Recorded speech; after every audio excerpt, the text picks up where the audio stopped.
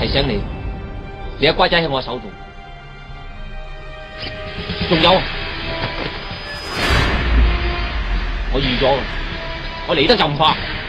如果你唔同我合作嘅，我哋係攬咗鑊熟。少年你太年輕了，真正超人見慣風浪，邊有咁驚青啊？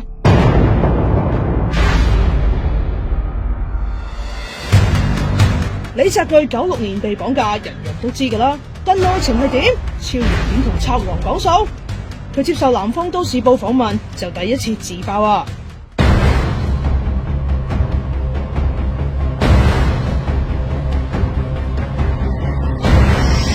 傳聞當時嘅情況係咁：張子強仲單人匹馬綁住炸藥殺到李家敗宅。超人喺訪問就冇證實係咪咁樣，只係話賊王一開口，我要20億，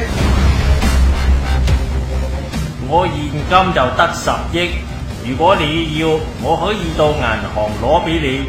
點解你咁冷靜㗎？今次係我錯，我哋喺香港知名度咁高，但一啲防備都冇，我要仔細檢討一下。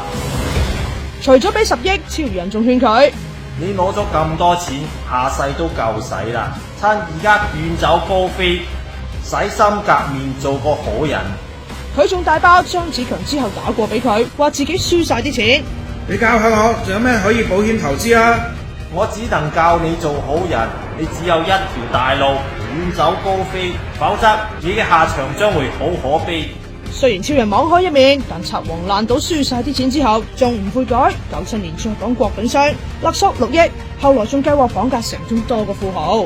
直至第2年，警方喺上水揾到佢同同黨收埋嘅炸藥，之後佢哋着草翻內地，結果喺江門落網，同年12月仲白埋添啦。